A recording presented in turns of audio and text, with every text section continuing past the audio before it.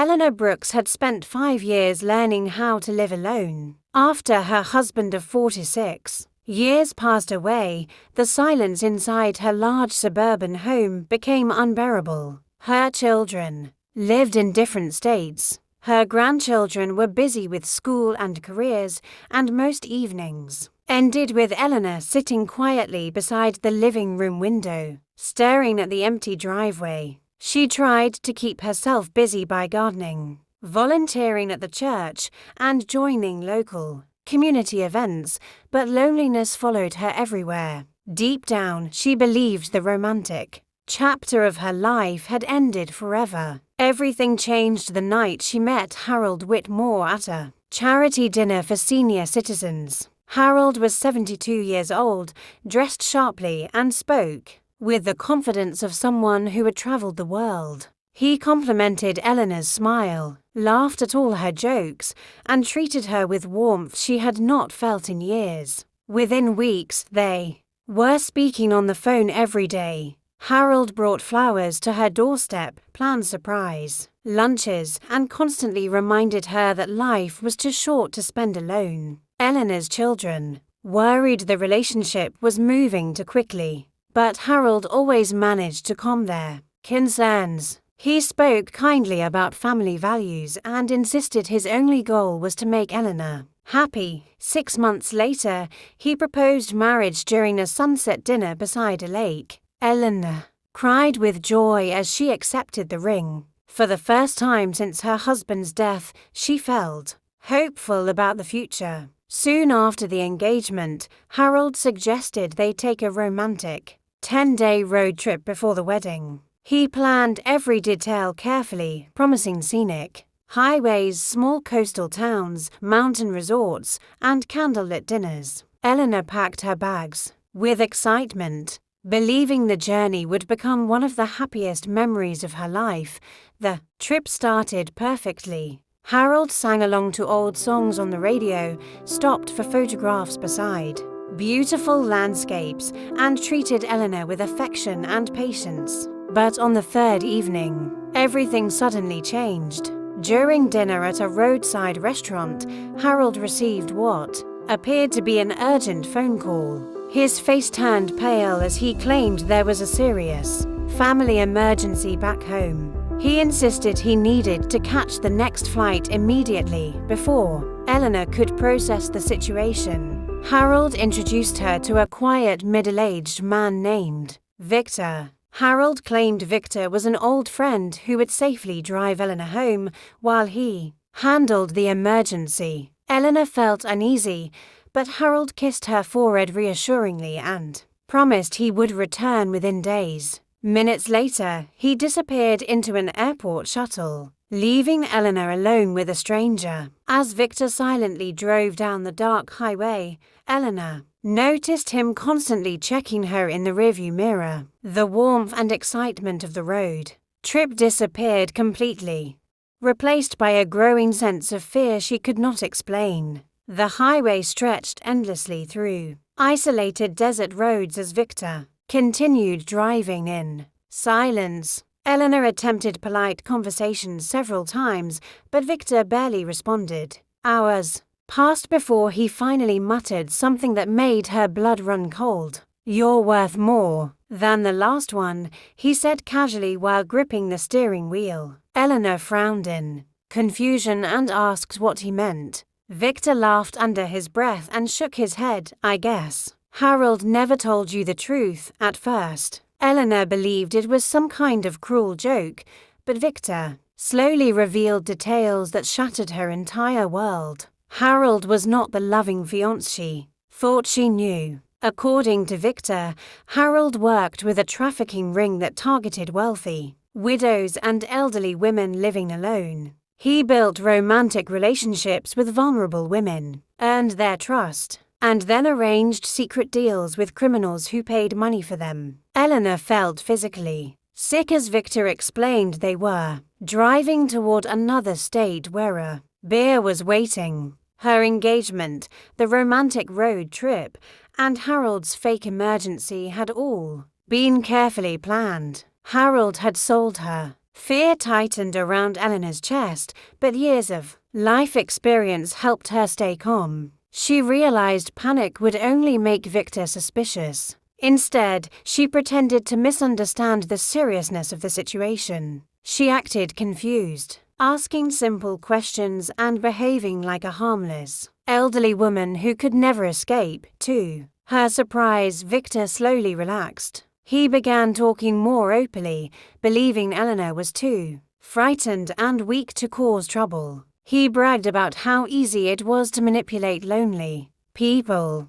He claimed several women had disappeared the same way over the past 2 years. Some families assumed their relatives had willingly traveled somewhere else and never questioned it. That night, Victor stopped at a small roadside motel. Eleanor remained silent while pretending to watch television, but she secretly listened to Victor's phone calls outside the room. Through the thin motel walls, she heard him discussing payment details with someone. "The beer once, confirmation tomorrow morning," he whispered. Victor later entered the room counting stacks of cash for one terrifying moment. His eyes locked directly onto Eleanor's. She forced herself to smile weakly and pretend she had not heard anything. Victor eventually relaxed and sat down near the door, clearly making sure she could not escape. Eleanor barely slept that night. Her mind raced with fear, betrayal, and heartbreak. The man she trusted enough to marry had carefully planned to destroy her life for money. Yet despite her terror, Eleanor made herself one promise. Before sunrise, she would survive long enough to expose every person involved. The next morning, Victor continued driving toward the state border while Eleanor quietly searched for an opportunity to escape. She noticed they were moving farther away from crowded towns and entering isolated highways surrounded by empty fields. Every mile increased the danger. Several hours later,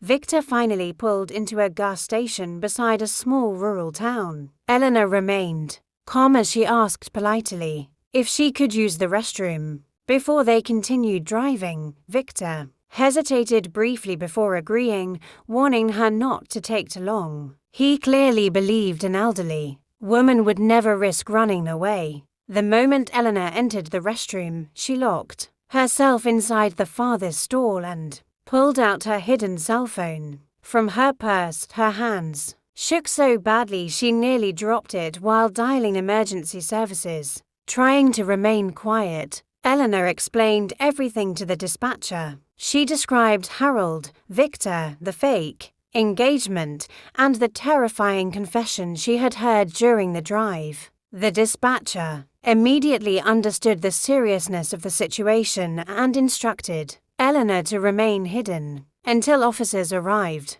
Minutes passed like hours. Eleanor could hear Victor pacing outside the restroom entrance, growing increasingly impatient. He shouted her name several times. Fear rushed through her body as she realized he might force his way inside at any moment. Then she heard sirens. Police vehicles suddenly surrounded the gas station from every direction. Officers approached Victor before he could escape and quickly placed him under arrest. Eleanor stepped out of the restroom trembling with fear and relief as paramedics guided her to safety. Detectives listened carefully while Eleanor described everything that had happened since the road trip began. Victor initially denied the accusations, but officers discovered large amounts of cash, multiple fake identification documents, and suspicious phone records inside the vehicle. The case immediately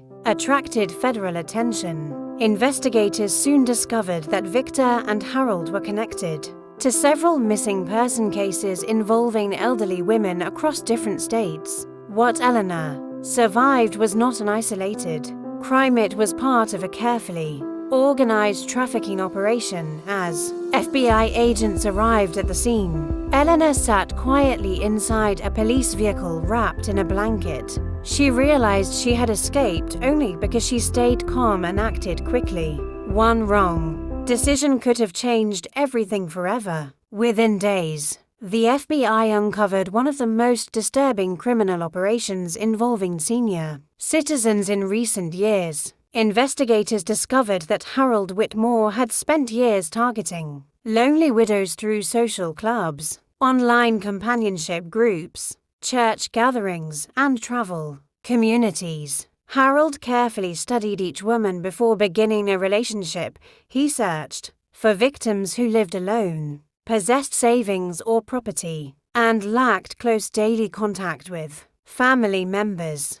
According to investigators, Harold understood exactly how loneliness affected older adults, and he used emotional manipulation to gain complete trust. Victor eventually agreed to cooperate with authorities in exchange for a reduced sentence. During long interviews with federal agents, he revealed shocking details about the trafficking ring. At least 8 elderly widows had disappeared over the previous 2 years under suspicious circumstances. Some families believed their relatives had chosen to travel permanently, while others assumed they simply wanted privacy. The FBI reopened several cold cases after discovering links between Harold's travel records and the missing women. Agents searched bank transactions, hotel records, phone calls, and surveillance footage across multiple states. Slowly, the full scale of the operation became clear. Meanwhile, Harold attempted to flee the country after hearing about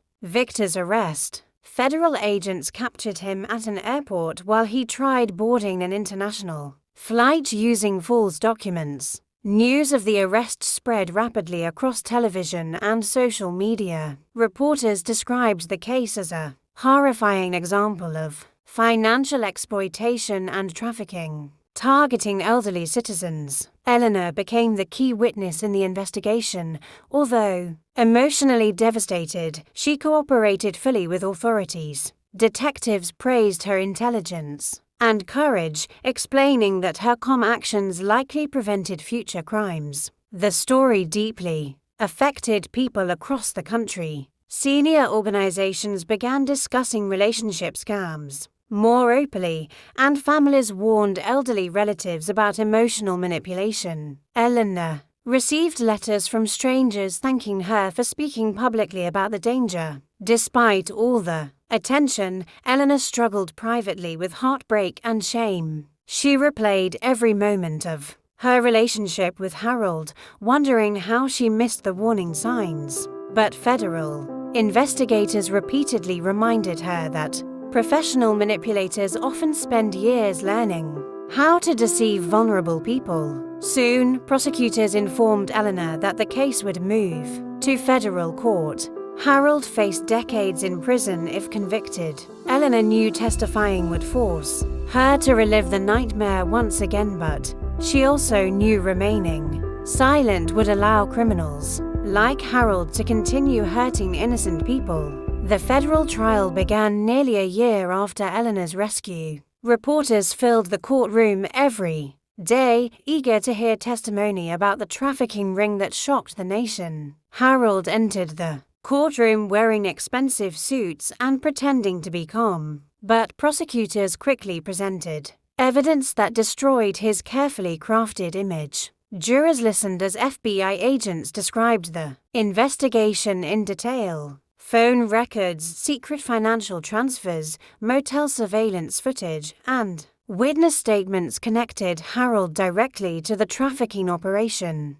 Prosecutors showed evidence proving Harold received payments after victims disappeared. When Eleanor finally took the witness stand, the courtroom became completely silent. She described meeting Harold at the charity dinner, falling in love, accepting his proposal, and trusting him enough to travel alone across the country. Her voice trembled as she explained the moment Victor revealed the truth. Inside the car, several jurors wiped tears from their eyes while listening to her testimony. Harold refused to look at Eleanor during most of the questioning. Instead, he stared down at the defense table as prosecutors exposed years of manipulation and cruelty. Outside the courtroom, Harold's adult children approached Eleanor privately. They begged her to reconsider her testimony and show mercy because Harold was elderly. One of them insisted prison would kill him. Another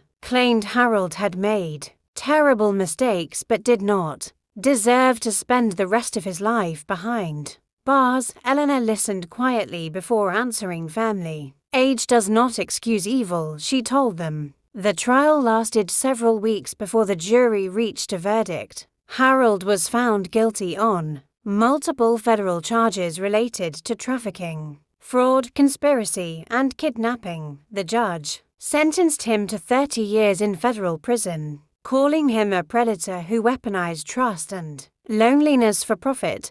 The courtroom erupted with emotion after sentencing. Some victims' families cried with relief while others remained devastated by the damage already done. Eleanor felt no joy watching Harold led away in handcuffs. Instead, she felt sadness that someone she once loved never truly existed. Although justice had finally arrived, the emotional scars remained. Eleanor understood that healing from betrayal would take far longer than the trial itself. Harold died in federal prison several years later after developing serious health complications. By then, Eleanor had completely transformed her life.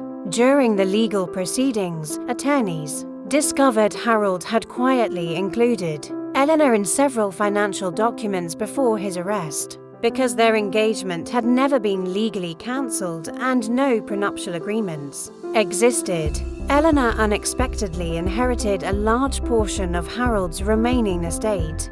Friends encouraged her to keep the money for herself, but Eleanor refused. She viewed the inheritance as stained by cruelty and manipulation. Instead, she donated nearly all of it to organizations focused on preventing human trafficking, protecting elderly citizens from fraud, and supporting victims of abuse. Soon, Eleanor began traveling across the country to share her story publicly. She spoke at senior centers, law enforcement conferences, churches, and community events. Her message was powerful and direct. Loneliness should never become a weapon criminals can exploit.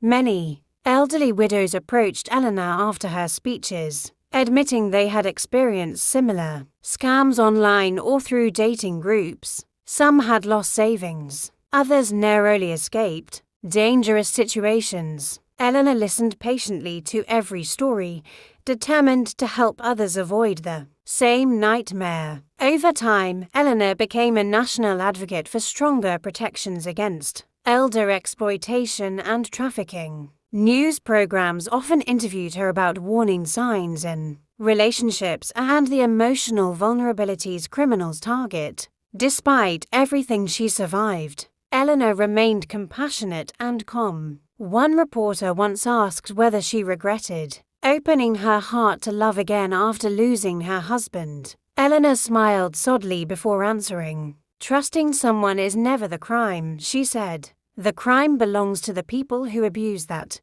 trust." At 78 years old, Eleanor no longer saw herself as a victim. She saw herself as a survivor who turned betrayal into purpose. The woman who was once targeted and sold for profit eventually helped save countless others from similar dangers, and in the end, that became her greatest victory.